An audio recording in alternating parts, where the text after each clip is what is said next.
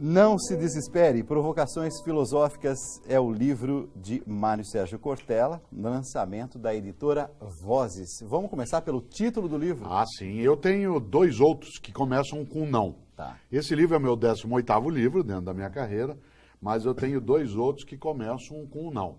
O primeiro deles é Não Espere pelo Epitáfio.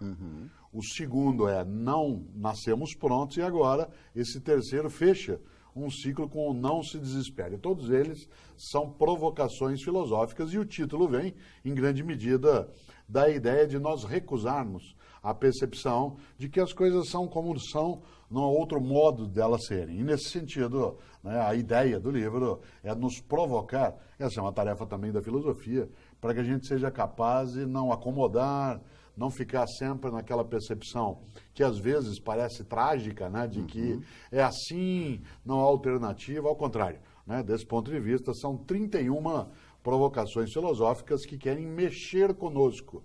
Né, e nesta hora, o título, Não Se Desespere, ele adivinha até de uma coisa curiosa. Né, eu sempre terminei minhas aulas na universidade, e isso ficou até conhecido entre os alunos, ao terminar a aula, na hora da despedida, dizer, então, boa noite a todas e a todos, e não se desespere. Né? E esse mote acabou servindo, dentro da editora Vozes, para qualificar, né, essa nova obra. Eu lendo, né? Eu percebi que você já começa, logo no primeiro capítulo, você já traz o tema Não Se Desespere. Quais os motivos que nós temos para não se desesperar? Qual é a raiz dessa palavra, desespero? Eu tenho um hábito, né, Dalcides, todo livro que eu autografo, eu tenho o hábito de escrever, além do nome da pessoa e do meu, claro, uma virtude. Cada livro é uma virtude. Então, Não Espere pelo Epitáfio é vida. Não Nascemos Prontos é audácia. E nesse é alento. Alento. Você sabe, você estudou isso, a palavra alento está ligada à palavra hálito. Está ligada à ideia de sopro, isto é, de vitalidade. Aquilo que os gregos arcaicos chamavam de pneuma, né? Como a gente escreve, isto é, o espírito vital. Boa parte das religiões antigas lidavam com a ideia de que a força vital vinha do sopro. Né? Você se lembra que na tradição judaico-cristã, quando a divindade, antes dela aparecer, sempre tinha um vento forte antes, um roá, né, em hebraico, que produzia uma inspiração. Por isso, a vinda do Espírito Santo. Exatamente, a própria ideia daquilo que sopra. Por isso, a palavra esperança, por incrível que pareça, a noção de spes em latim está ligada à ideia de espirro também, né? De espirro. Muita gente não conecta as duas coisas, mas espirro e esperança têm um antepositivo, no caso, quase um radical, que é expes, que é aquilo que faz com que a gente se movimente. Por isso, já no primeiro, né, capítulo dos 31, eu trabalho com a noção de esperança, trazendo à tona algo que você falou na abertura do programa, que é uma ideia antiga e necessária do grande Paulo Freire, que é ter esperança do verbo esperançar e não do verbo esperar. Porque as pessoas falam, espero que dê certo, espero que funcione. É uma resignação que, em grande medida, pode até, né, de uma certa forma, ser, acima de tudo, um conformismo que não é compatível com um homem ou uma mulher que não sejam fracos, que tenham iniciativa, que sejam capazes de ir buscar. Eu vou arriscar dizer que eu não percebo nas suas obras uma preocupação sua com o acabado, com o definitivo. Talvez até por isso que os seus livros, em geral, têm o subtítulo Provocações Filosóficas. Essa é uma postura que você tem em relação à vida? Em alguns livros, sim. Né? Em alguns deles, eles têm uma completude um pouco maior. Mas aqueles que lidam com provocação, eles servem para fazer com que, por exemplo, você e o Cid, vocês se sintam desafiados a pensar algumas coisas. Acho que uma das coisas que a filosofia precisa carregar cada vez mais é a necessidade de indagar e, portanto, de mexer, ou, usando o latim de novo, emocionar. O emovere, aquilo que mexe contigo, que faz com que você até se espante. Né? Quem estudou filosofia, que também é o teu caso, sabe que a ideia da admiração, Aristóteles falava isso, né, lá no século IV a.C., admirácio, admirar-se, isto é, olhar à distância, eventualmente ter algum espanto, ficar provocado a procurar algo que não aparecia no primeiro momento e que, portanto, sai do nosso óbvio, né, nos tira, né, de um modo habitual de pensar, que eu acho que é tarefa da filosofia. Não é só dela, mas é dela também.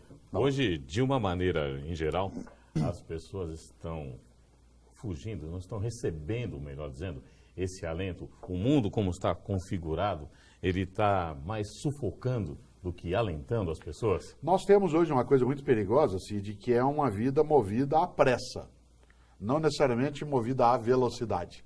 Muita gente diz que nós estamos tendo um mundo mais veloz. Nós estamos tendo um mundo mais apressado. Muito mais apressado significa sem tempo para meditar, sem tempo para refletir. Estamos tendo até a possibilidade de uma existência que seja mais automática, mais robótica, mais alienada até. E nesta hora, o sufoco vem quando você e eu nos sentimos isolados. Isto é, quando a gente não percebe alguma coisa que além do Grande Sertão, para trazer o Guimarães, que seja vereda. Né? Que a gente acha vereda para sair dali. Né? Eu sou filho de italiano, por isso Cortella, isolado, isola, italiano é ilha, isolado é ilhado. Né? Algumas pessoas estão ilhadas na própria condição e elas não conseguem dar um passo além daquilo. Claro que um mundo como hoje, que é turbulento, em que a gente vive em voz alta, em que a gente tem grandes aglomerações de pessoas, acabam tirando de nós um pouco a ideia da esperança, da impressão de que não há o que fazer. Ao contrário, nós temos absolutamente muito mais meios hoje de fazer melhor aquilo que eleva a vida do que já tivemos em tempos anteriores. Há 100 anos, e você sabe disso, né, a média de vida no Brasil era de 44 anos de idade. Hoje é de 74. Isto é, nós temos mais tempo vital e temos maior capacidade de ferramentas e tecnologia, de conhecimento que leve a isso. Em grande medida, o desespero hoje é muito mais uma desistência do que algo que alguns chamam de realismo. Nessa noite em que, na tribuna, Mário Sérgio Cortella fala sobre o seu livro Não Se Desespere, eu convido você a participar. Todos aqueles que enviarem um e-mail, fazendo um comentário, uma questão, uma pergunta, estão concorrendo a 4 livros de presente que a produção vai escolher os 4 participantes. A pergunta que chega do Otávio Iaraia, de São José do Rio Preto, ele pergunta assim: Cortella, eu gostaria de saber como o filósofo difere religião de religiosidade. Eu gosto muito dessa questão porque, claro, que religiosidade é um sentimento de reverência à vida, ao mistério do sagrado, daquilo que a gente tem afeto, mas não necessariamente tem toda a razão para compreender como é que isso vem à tona. A gratuidade da vida, o gesto que afaga, a capacidade de compreender a amizade, tudo aquilo que nos gera reverência ao alimento, ao sol do dia, à chuva que consegue irrigar, tudo aquilo que faz parte de algo que, em princípio, não precisaria existir, que era a vida e existe. Exatamente por isso, essa percepção, que alguns chamam de espiritualidade, pode também ser chamada de religiosidade. Agora, algumas pessoas pegam essa religiosidade e a institucionalizam, ou seja, formalizam essa religiosidade junto com outras, num culto, com um livro, com um clero eventual, com uma prática comum. Aí se chama de religião. Por isso, a religião é a institucionalização, a formalização da religiosidade. É impossível uma religião sem religiosidade, mas não é impossível religiosidade sem religião. Há muita gente que tem uma percepção da sacralidade da vida, mas não necessariamente pratica uma religião específica. E por isso, vale pensar. Eu até, nesse livro, tenho um texto provocativo que tem o seguinte título: Religião não é coisa de gente tonta. Qual é a lógica por trás disso? Porque religião não é coisa de gente tonta, religião é coisa de gente. É que tem gente que é tonta e gente que não é. Tem gente que é tonta na ciência, no esporte, no jornalismo, na universidade e na religião. E tem gente que não é. Por isso não é coisa de gente tonta, é coisa de gente. Há um jeito tonto de fazê-lo e um jeito não tonto de fazê-lo. É questão de escolha também. Vamos às perguntas de telespectadores. E que bom que você está participando com a gente, muitas perguntas chegando. Paulo, vamos lá. Vamos lá, Dalcides. Primeiramente, boa noite ao Cortella e ao Cid. Muita gente participando, você pode participar com a gente, concorra ao livro Não Se Desespere, do nosso convidado Mário Sérgio Cortella. Mário Sérgio, hoje você falou que temos, agora há pouco você falou que temos maior tempo vital, mas ao mesmo tempo também temos altos índices de criminalidade no Brasil. A pergunta do Edivaldo Cavazani, de Ribeirão Preto, aqui em São Paulo, é: como não se desesperar com a alta da violência, Cortella? Não há como não ficar incomodado, inquieto e, ao mesmo tempo, indignado. Agora, ficar desesperado é assumir a derrota para o crime contra aquilo que é a decência, a convivência digna e, portanto, a sanidade da vida coletiva. Se a criminalidade existe como existe nesse patamar, ela é uma produção humana.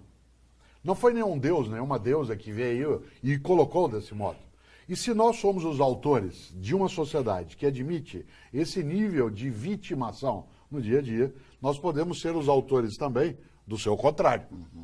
Assim como nós fomos os autores da escravagização de algumas pessoas, né, portanto, do escravismo, nós também fomos os autores, nós, homens e mulheres, do contrário disso.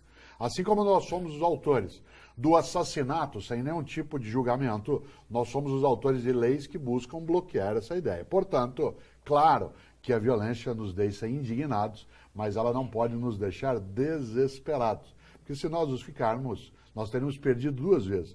Pela violência que nos alcança e pela vitória do violento e do criminoso que nos derrotará, porque a gente recua do que não pode fazer. Cid. Você fala sobre a questão da convivência e da criminalidade. Hoje o governo do estado de São Paulo aderiu ao projeto Conte Até 10, para que as pessoas comuns evitem se envolverem em crimes violentos porque não tiveram aquele tempo necessário para raciocinar a respeito do que estavam fazendo. O senhor acredita que um tipo de campanha dessa natureza possa efetivamente ajudar a reduzir a criminalidade, principalmente a questão dos crimes graves de homicídio, que acontecem principalmente em família e entre pessoas conhecidas? Impedir, não, mas dificultar pelo movimento da consciência, sem dúvida. Por exemplo, todas as vezes que a gente faz uma campanha dessa natureza, não precisa ser só essa, mas uma como essa, nós estamos desinvisibilizando, tirando fora de um circuito algo que poderia ficar apenas ou no noticiário ou na notícia dentro da vizinhança. Ao contrário, quando a gente diz assim, conte até 10, nós estamos dizendo cautela porque há algo em nós que é inútil, que é a perda da racionalidade, o furor e a ira, que não é a santa ira, que é aquela da indignação, mas a ira de uma convivência em que nós estamos com o pavio mais curto. Muita gente no mesmo lugar, disputa pela sobrevivência, disputa pelo espaço, né, até de locomoção, acaba gerando uma condição que nos leva, sem dúvida, a ficarmos homens e mulheres mais irados. Por isso, a campanha em si, ela não terá, claro, o efeito de anulação daquilo que aí está. Mas sem essa campanha, nós nem estaremos pensando que, de vez em quando, é preciso mesmo contar, né, até 6, até 7, mas eventualmente até 10. Cortella, mas você não acha que a grande questão daquilo que a gente está vendo atualmente é que as pessoas não estão nem mais reagindo? Não é que alguém está reagindo à violência. As mortes estão acontecendo no silêncio. É no alguém contando até 10 ou contando até 20, 30, naquele desespero para que o outro não mate, sem nenhuma reação. Não, essa reação é a reação inteligente, isto é, a não reação. A não reação frente a uma ameaça mortal. Mas a discussão sobre o conte até 10 tem a ver com aquilo que se chama de motivo fútil. Motivo fútil da violência, especialmente daquela que leva ao homicídio. O que é o motivo fútil? Uma discussão no trânsito. Alguém que na fila te empurrou, né? Alguém que de fato fez um barulho dentro do prédio, e em vez de você fazer uma discussão mais ampla, você saca uma arma e vai lá tirar satisfação. Esse tipo de situação é que o contar até 10 pode ajudar. Perfeito. O outro, de outra direção daquilo que você aponta, é o silêncio, que vai ajudar, inclusive como mecanismo de proteção. É claro que o silêncio excessivo, ele acaba levando até algo que seria complacência. Mas face a uma ameaça, a atitude inteligente de não reagir, ela ajuda bastante. Agora, o motivo fútil, que aliás no campo do direito é um agravante em relação a qualquer crime, aquilo que é a tolice, né, que você põe a mão na cabeça. Você se lembra do caso do dono da pizzaria no estado de Goiás, que sai atrás de um cliente e mata a filha do cliente. Esse homem, por qualquer razão que tenha feito aquilo, se ele tivesse contado até 10, talvez, ele não faria o que ele faz hoje, que é colocar a mão na cabeça e pensar, meu Deus do céu, para quê? O Fábio Leite, do Rio de Janeiro, pergunta: as razões para não se desesperar quanto à violência servem para todos os aspectos da vida da gente? Acho que todas as vezes que a gente não se desespera, significa uma atitude propositiva. Isto é, em que a gente não fica apenas no aguardar apenas numa situação de expectativa, mas toma uma iniciativa. Seja em relação ao nosso condomínio, ao bairro, à escola, à mídia em geral.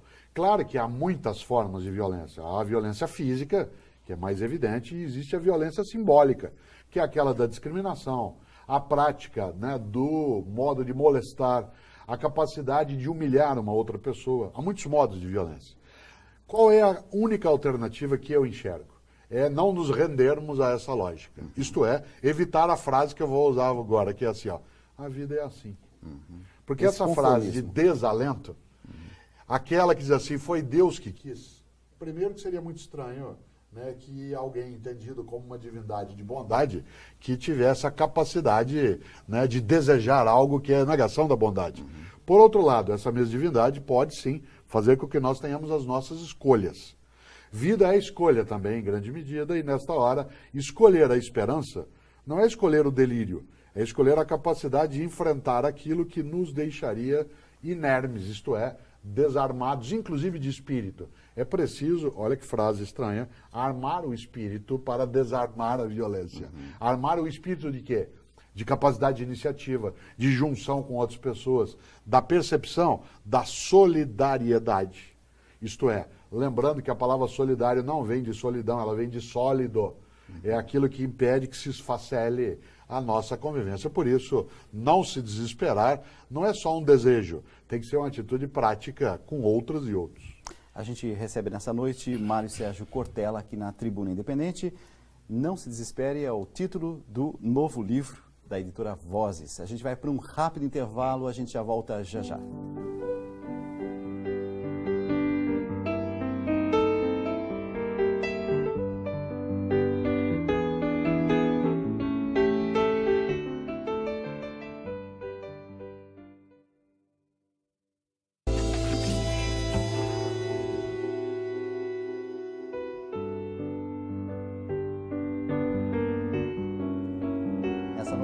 Recebemos na Tribuna Independente Mário Sérgio Cortella, filósofo, autor, palestrante, com seu livro Não se Desespere, editora Vozes. Várias e muitas perguntas chegando, entre elas, por que a teologia da libertação, uma das filosofias mais bonitas da igreja, foi colocada de lado? É o Gilmar Ribeiro. Eu acho que a teologia da libertação, ela tem o seu espírito preservado ainda em algumas comunidades cristãs, não só católicas, porque a teologia da libertação ela não foi exclusiva do mundo católico. Se nós olhamos, né, parte da cristandade, especialmente na América Latina, assimilou essa percepção de uma teologia voltada para a libertação em relação à pobreza, em relação à violência na convivência, em relação, inclusive, a uma igreja que fosse absolutamente formalizada. Acho que há possibilidade, não de retomar a teologia da libertação como ela foi, né, em Medellín, como ela foi em Puebla, né, nos anos 60 e 70 e 80, dentro da América Latina, dentro do mundo também católico, mas de retomar algumas coisas que estão no espírito, né, da teologia da libertação, que eventualmente até o atual Papa poderia trazer à tona, não de maneira tão intensa, inclusive porque ele nem cardeal seria se ele fosse hoje alguém que defendesse uma teologia que os papas anteriores tiveram alguma recusa, mas parte daquele espírito eu não tenho dúvida de que ela retorna. Afinal de contas, o Concílio Vaticano II inspirou uma determinada percepção teológica que não perdeu todo o fôlego e nem deve perder. Bonita é, pode ter tido um outro momento, né, de descompasso, mas jamais o fruto deixou de cair numa terra que pudesse ser boa. Cid. Professor, a família hoje parece que atravessa um momento de discussão. Muitos pais angustiados em como criar os filhos, chegando na fase da adolescência, um mundo de tecnologia que os pais têm dificuldade em grande parte de acompanhar, principalmente nas regiões menos privilegiadas. O livro tem alguma dica sobre como trabalhar isso? O que o senhor pensa a respeito? Tem alguns textos desse livro que lidam da educação de crianças e jovens, né? Se você observa, alguns deles falam de educação. Outros dos textos falam assim, as crianças e as nossas crianças. As nossas, isto é, aquelas que estão ligadas a uma frase que não é minha, mas que eu repito sempre que posso, que diz que o mundo que nós vamos deixar para os nossos filhos depende muito dos filhos que nós vamos deixar para esse mundo. E nesta hora, a questão da família é decisiva.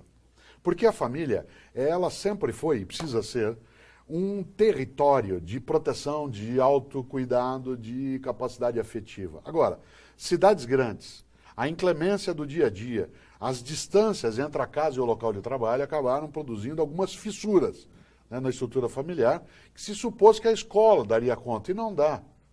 A escola faz escolarização. Não se confunda educação com escolarização. Escolarização é um pedaço da educação. Nesse sentido, a família precisa começar a criar tempos de convivência. Um deles, cozinhar junto. Pode parecer pouco, mas cozinhar junto, com crianças, levam à convivência que ela tenha percepção de processo, da fruição de um momento. Outro, ouvir música junto, em vez de cada um com seu fone de ouvido, que é até confortável em algumas situações, partilhar a música. Aí o argumento, Cid, mais forte que eu ouço, às vezes, assim, eu não tenho tempo.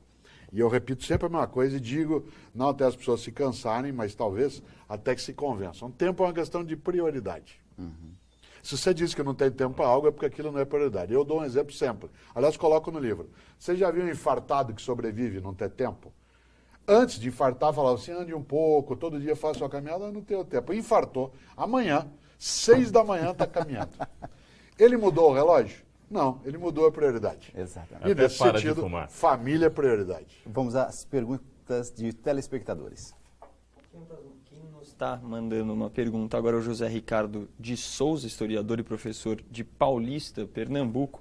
Ele afirma, chegamos à pós-modernidade. Como defende Bauman, estamos em um mundo pós-moderno, de liquidez.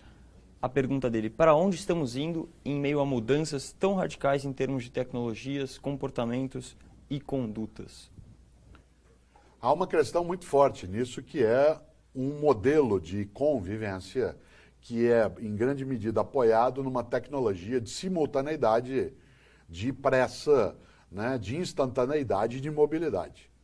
Isto é, antes das novas tecnologias, daquilo que é o mundo digital, nós tínhamos todo mundo perto e um pouco junto. Hoje nós temos todo mundo junto e ninguém perto. E nesse sentido, essa transformação de átomos em bits acabou levando a um esvaziamento também das relações. Agora, o que se chama de pós-modernidade, em grande medida, traz à tona uma grande questão. Nós estamos esgotando um pouco essa nossa fixação, quase que essa idolatria por uma tecnologia extremada. Por exemplo, redes sociais, que são importantes para a convivência, o contato, depois de um tempo você perde um pouco do fôlego em relação àquela questão, até do alento. Você começa a querer, talvez, não ter que ficar o tempo todo narrando, contando, fazendo. Outro exemplo, ninguém entra num restaurante na cidade de São Paulo, que é onde eu moro, porque está na porta escrito assim, temos os melhores fornos micro-ondas. Mas se tiver escrito, temos fogão a lenha, aí você entra. Certo. Isto é, existe sim uma tecnologia que tem que estar conosco, a nosso serviço, mas ela não pode esvaziar a nossa capacidade de humanidade dentro disso. Para onde vai? Para onde nós levarmos. Né? Nenhum movimento humano vai por si mesmo. Um grupo, uma sociedade, um tempo o carrega. Vamos entrar na questão ética. A gente fez uma matéria, um VT, e a gente tratou um pouco isso com alguns profissionais e também com pessoas nas ruas. Vamos lá. As aflições do dia a dia têm sido cada vez maiores. Coisa dos tempos modernos. Trânsito, estresse, correria. O mundo de hoje exige cada vez mais das pessoas e estimula o surgimento de ambientes hostis e competitivos. Isso tem abalado as relações sociais, que antes eram olho no olho e agora estão mais distantes, virtuais. Nessa evoluída era de tanta tecnologia, uma palavra que muitas vezes fica esquecida é ética. Porque você respeitar a sociedade de uma forma geral, acho que isso é ética. Eu acho que é se relacionar bem em grupo, sem ferir as pessoas, guardando suas opiniões, sem haver agressão.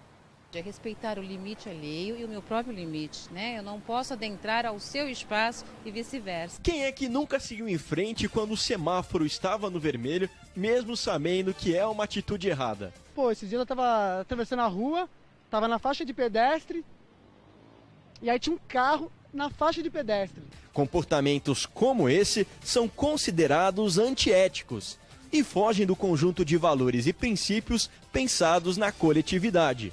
Falta de colocar em prática a política da boa vizinhança. a ética, em grande parte, representa o cerne dos valores nos quais se baseia essa expectativa. A gente precisa saber o que o outro vai fazer para poder organizar nossas ações em função desse comportamento, para que a gente possa cooperar, para que a gente possa viver harmonicamente em conjunto. Ter um comportamento ético é algo tão indispensável que áreas específicas passaram a desenvolver o seu próprio código de conduta. Um bom exemplo disso são os princípios éticos de cada profissão. O jornalista José Armando Vanucci comenta todas as manhãs na Rádio Jovem Pan notícias sobre os bastidores da televisão. E ele fala da importância da ética dentro do jornalismo. A ética jornalística é você respeitar quem conta essa história, você respeitar a própria história, e aí você respeita o seu público, o seu telespectador, né? Então a vantagem é essa, você não ter aquela preocupação de preciso ganhar um ponto de audiência. A audiência vem pela credibilidade, né? E isso eu vi no decorrer da minha carreira, né? Assim, eu poderia ter conseguido muita coisa antes, mas de uma maneira não tão estruturada, né? Quando você age com mais ética, com o básico do jornalismo, que é ouvir os dois lados, checar a informação, você cria uma credibilidade. E isso te dá um caminho futuro melhor do que o presente. E quando o assunto é ética, ou melhor, a falta dela no ambiente de trabalho. Quem já foi vítima de fofoca sabe o quanto isso é prejudicial para o dia a dia dentro da empresa. Com o intuito de zelar pelo bem-estar entre os colaboradores, muitas organizações acabam criando o seu próprio código de conduta. O especialista em gestão de carreiras dá dicas de como agir diante da conhecida Rádio Peão, perigosa rede de comunicação de corredores. A Rádio Peão e a fofoca, elas são extremamente prejudiciais para o ambiente corporativo e para o relacionamento. Cada pessoa envolvida nessa Rádio Peão, ela está falando de uma forma que ela vê aquele fato isolado. Então, o líder ele precisa tomar muito cuidado na hora da abordagem, porque ele vai estar tratando com valores específicos de pessoas diferentes. Trazendo isso para um nível maior, um nível superior, como, por exemplo, o motivo delas estarem na organização, o trabalho delas, a importância do trabalho, o quanto isso é prejudicial para o relacionamento, é uma ótima forma de resolver isso. Ética no dia a dia, mas também ética na política. No seu livro Não Se Desespere, você diz assim que a pessoa pode até não ter um partido, Sim. mas que política ela é. Se nós olhamos a palavra política na sua origem, ela significa comunidade, polis. Em latim, civitatem, da onde vem cidade, cidadania. Tem gente que acha que é bom falar em cidadania, mas não é bom falar em política. Bom, não entendeu, né? Nem que etimologicamente, embora uma do grego e outra do latim, elas têm o mesmo sentido. Né? Falar de política é falar de cidadania e vice-versa. O que não se pode é vincular política a partido, porque partido é um dos modos de fazer. Mas a gente faz política o tempo todo, no modo como se relaciona, no destino que dá ao óleo de cozinha, se joga dentro do ralo, na pia, e, portanto, como a água não mistura, vai entupindo coisas. No que eu faço na minha convivência, na hora de entrar dentro do metrô ou dentro do ônibus. Ética não é cosmética, nem ética é só etiqueta. Porque às vezes se fala de ética como etiqueta. Como é que eu me comporto, se eu cumprimento as pessoas, se eu sou bonzinho, né, dentro do condomínio. Isso é um pedacinho da ética. Ética é algo que está apoiada na ideia de decência. Decência. Tem duas frases inesquecíveis para pensar isso. Vou citar um cristão, o apóstolo Paulo, né, que na primeira carta aos Coríntios, lá no capítulo 3, versículo 15 e 16, disse: tudo me é lícito, mas nem tudo me convém. Tudo me é lícito, mas nem tudo me convém. Isto é, eu posso fazer qualquer coisa, porque eu sou livre, mas eu não devo fazer qualquer coisa. O que eu não devo fazer? O que suja a minha história, o que torna imunda a minha trajetória, o que desonra a minha vida. Isso é Paulo. Mas vou pegar um filósofo alemão, para não ficar no campo da religião. Kant. Kant tem uma frase no século XVIII, o grande Immanuel Kant, para pensar várias vezes. Ele dizia, tudo que não puder contar como fez, não faça. Olha só.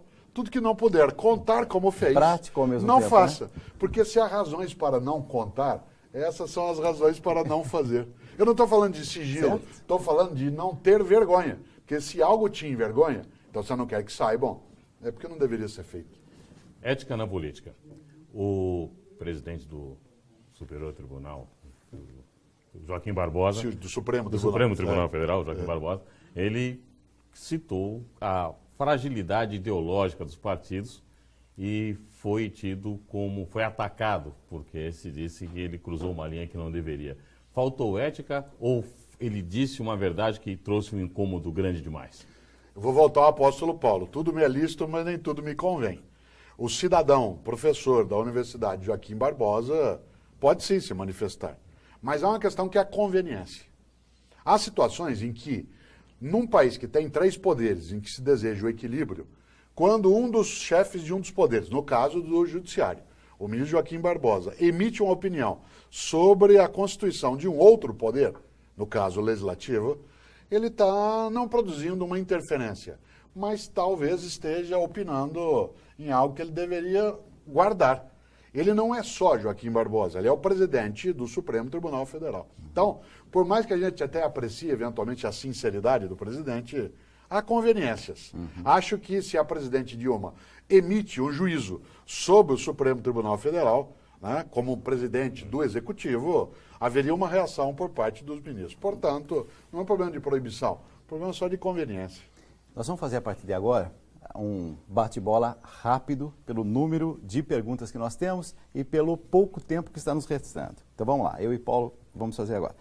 O Benedito Fagundes, de Botucatu, pergunta assim: como andam, Cortella, os valores nas famílias? Aquelas que desejam uma vida que no futuro seja decente estão tentando trabalhar alguns valores como honestidade, sinceridade, humildade, pluralidade, capacidade de solidariedade. Algumas famílias estão deixando isso de lado, estão distraídas. Afinal de contas, do jeito que algumas coisas estão, trazer o Mahatma Gandhi à tona, dizia ele, olho por olho, um dia todos acabamos sem enxergar. E nesta hora, então, continua valendo a ideia de que a família tem que se responsabilizar em vez de fingir que não é com ela e achar que é a escola que vai lidar com isso. Mais perguntas? Anitta Araújo, de Campinas, aqui em São Paulo. A falta de ética que vemos ou vivenciamos em determinadas situações é um traço cultural do brasileiro ou do ser humano de modo geral? Nós somos capazes, qualquer ser humano, de coisas magníficas e de coisas horrorosas. Nós temos uma coisa chamada liberdade. Porque Adão e Eva fizeram o que fizeram, porque quiseram. Foi dito a eles, não façam. Porque eles fizeram, porque eles quiseram. Ninguém os obrigou a fazer. Portanto, ética é escolha. Se a escolha, eu, Cortella, você pode escolher o que desejar. Aquilo que é correto na concepção daquele grupo social e aquilo que é incorreto. Algumas pessoas seguem num caminho em que se deseja decência, outros procuram umas trilhas. Nem todo atalho é bom, né? Às vezes se procura o atalho e o atalho nem sempre honra, né, aquele que está escolhendo. Então, falta de ética, ela é uma questão brasileira de maneira alguma. Ela é uma possibilidade humana, mas não é obrigatório, né? Não ter uma conduta ética boa não é obrigatório. Agora, tê-la é obrigatório para algumas pessoas, provavelmente para você e para mim. O Bruno Roveri, ele pergunta assim, a importância do ensino da filosofia. Por que não é uma matéria fascinante no ensino médio, apesar de ela ser algo fascinante? Durante muito tempo se entendeu a filosofia como sendo algo da obrigatoriedade e alguns professores ou professoras se limitaram a ensiná-la como algo ligado ao passado.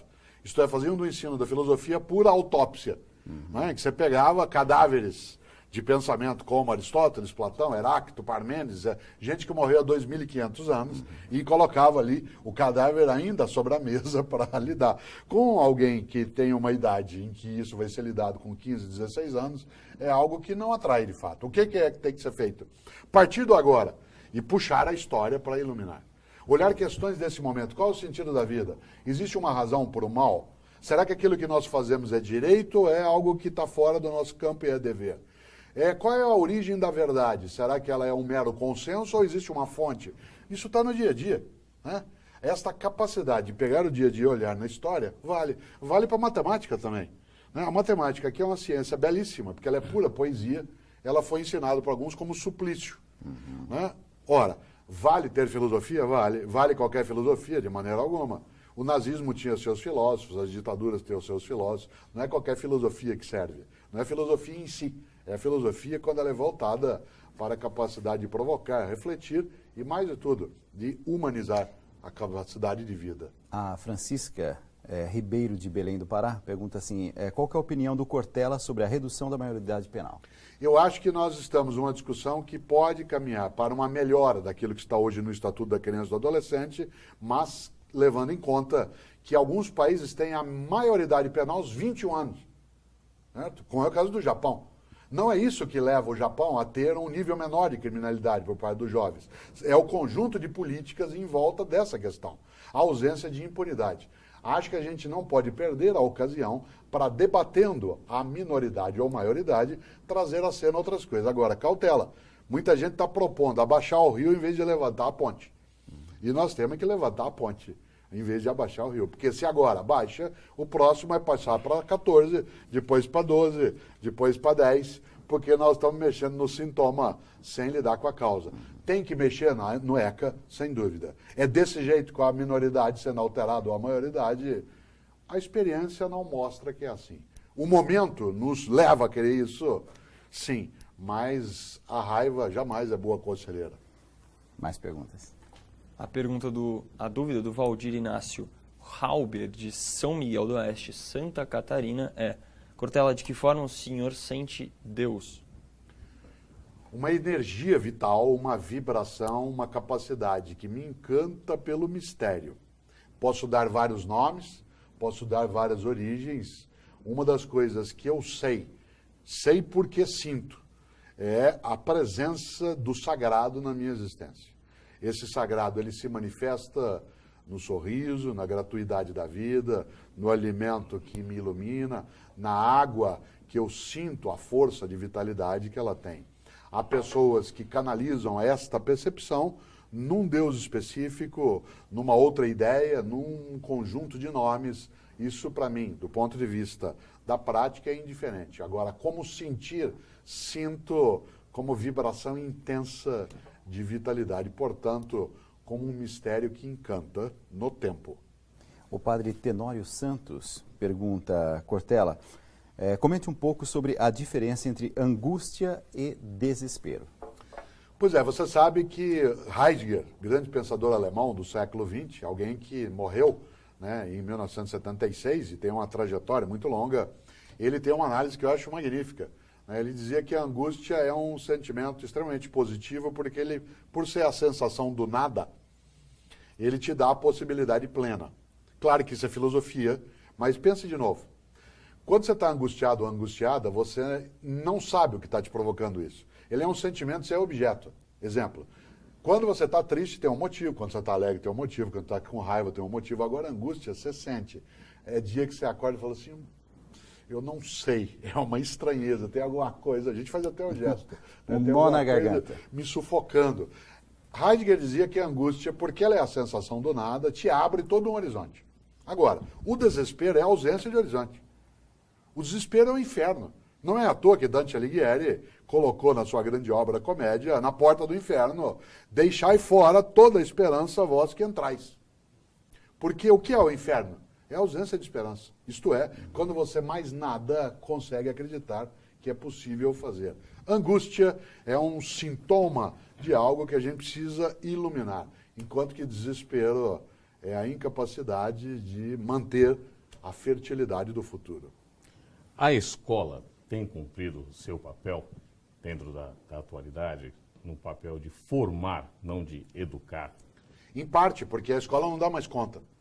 Né? Numa sociedade como a nossa, de repente se atribuiu à escola a tarefa de oferecer ciência, educação física, artística, educação religiosa, educação para o trânsito, educação contra a droga, educação em relação à sexualidade, em relação à religião.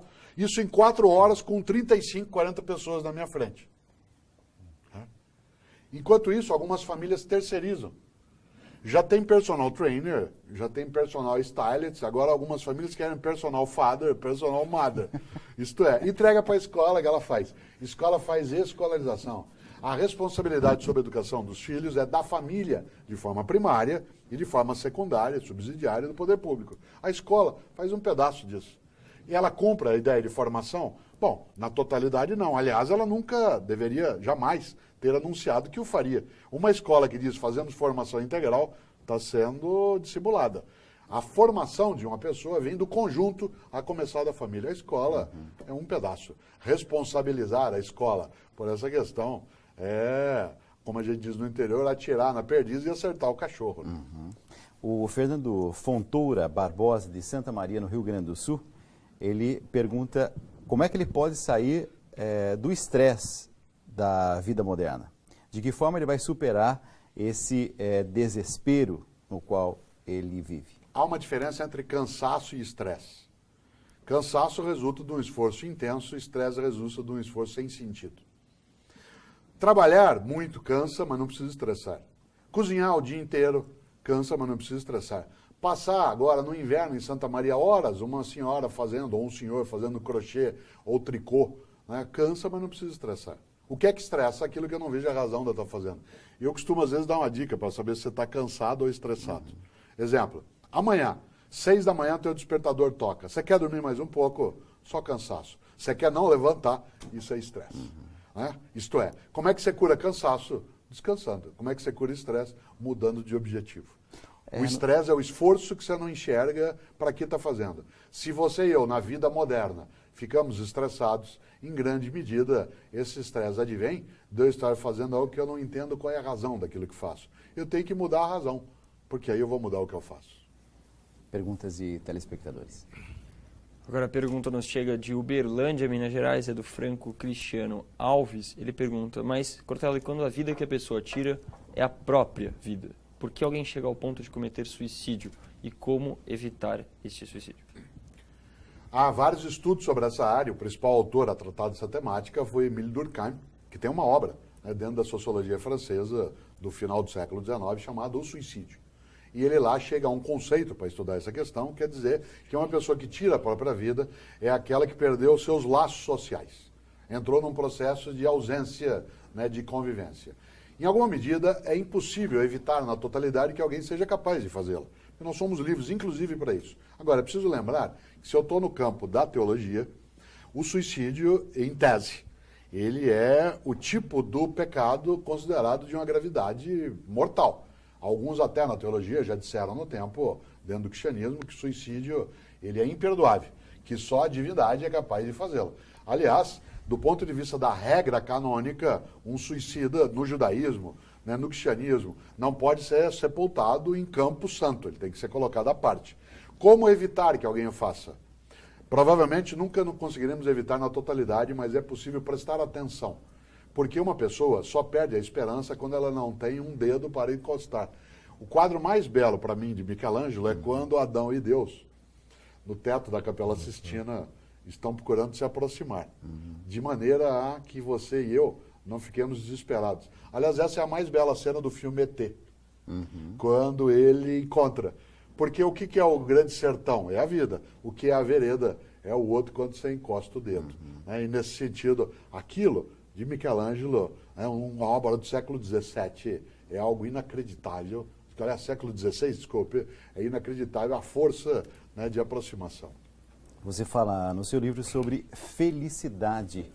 E a pergunta é justamente essa. O que para você é felicidade? Felicidade é a capacidade de eu fruir com intensidade alguns momentos que não são contínuos, mas que quando vem à tona eu não posso perder a ocasião de aproveitá-los.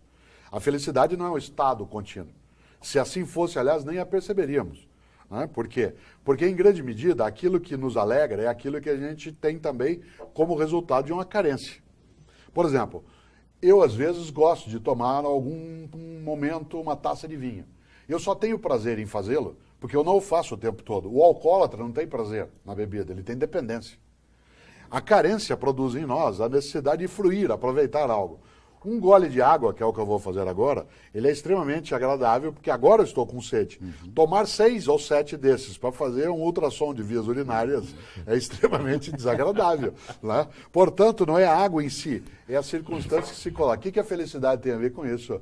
A felicidade é aquilo que, em alguns momentos de intensa vibração, por algo que eu fiz, por um abraço que eu recebi, por algo que eu consegui, por algo que eu vi, por uma vitória que foi conseguida por alguém ou pelo até meu time de futebol, eu não deixo de vivê-la. Mas ela não é um estado contínuo, de maneira alguma. A palavra felix, em latim, significa fértil e feliz. Felicidade é fertilidade. Quando eu não desertifico a esperança, não apodreço o sonho e não deixo de perder exatamente aquilo que luta para não desertificar, isto é, esterilizar aquilo que é o nosso futuro. Professor Cortella, hoje o senhor fez uma palestra racismo, e eu com isso, uma palestra que foi feita na Academia de Polícia, no campus da USP. O senhor fez essa palestra a pedido, o tema foi pedido pela academia? Há uma coordenação, uma coordenadoria, né, do negro, do índio, né, dos quilombolas, que lida dentro do estado de São Paulo, né, com essa temática. Eu fiz a partir de uma articulação entre a Academia da Polícia Civil e, ao mesmo tempo, essa coordenadoria.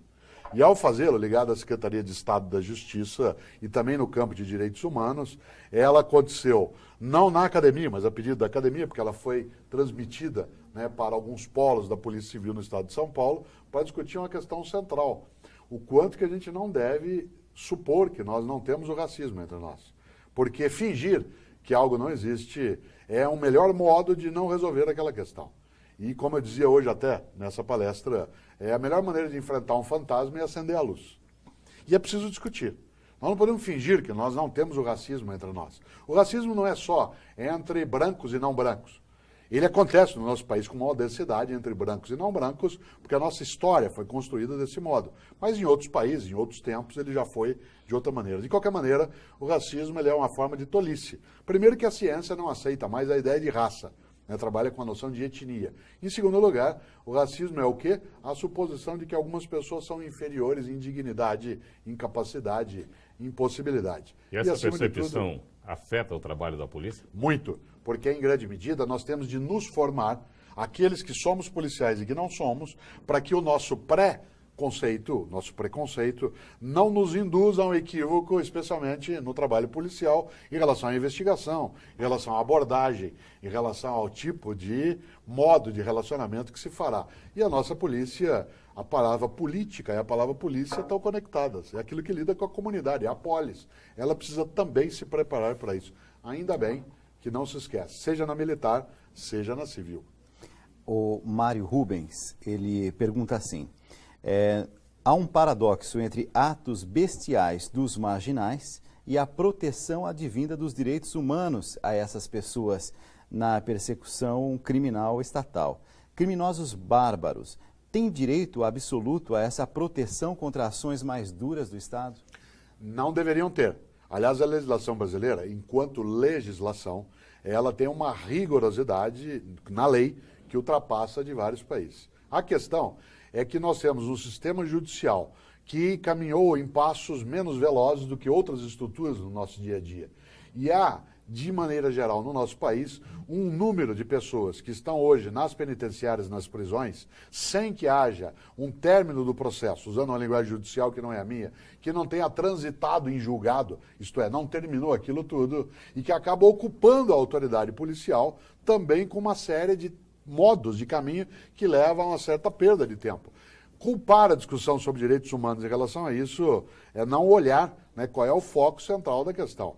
Que eu fico indignado, e você também, com aquilo que é a bestialidade, né, no mau sentido da expressão, né, que a palavra carrega, sem dúvida. Agora, supor que é uma questão daqueles que protegem os direitos é não estar olhando, né, o ponto vital da temática.